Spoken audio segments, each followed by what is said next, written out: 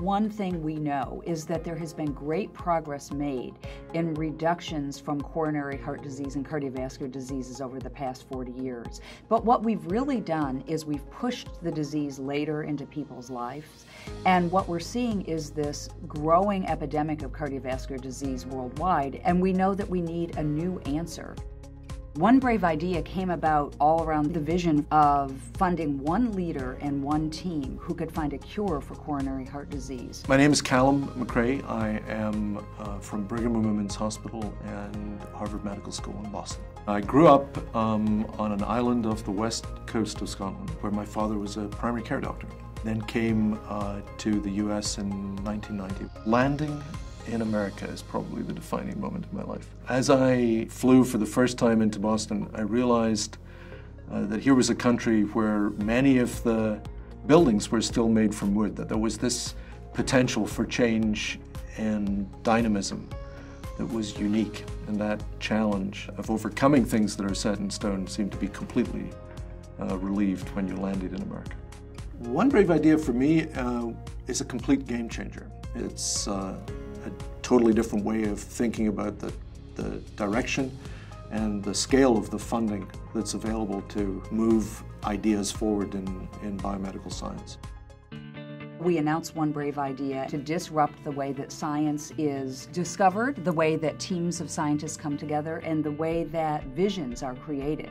We started by giving a 4-week time period where anyone in the world could submit their concept on one sheet of paper. We asked 4 questions, we opened up a website, and 350 people submitted really amazing ideas. Our joint leadership committee, which is made up of representatives of Verily, the American Heart Association, and AstraZeneca, worked together to review every single one of the applications that came in. One thing that we hope to accomplish is that by taking away the barrier of money, that we're able to seed a very innovative team that comes from a number of different disciplines to bring their strengths together to find a cure for coronary heart disease. What is needed for moving biomedical science, and in particular cardiovascular science, forward is rethinking how people work together collaboratively for a shared goal. When I saw the One Brave Idea announcement, it really made me think that this was an opportunity to bring all of those things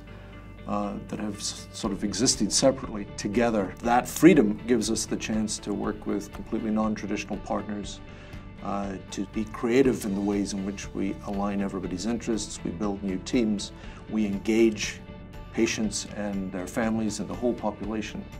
One brave idea allows us to reimagine everything that we do.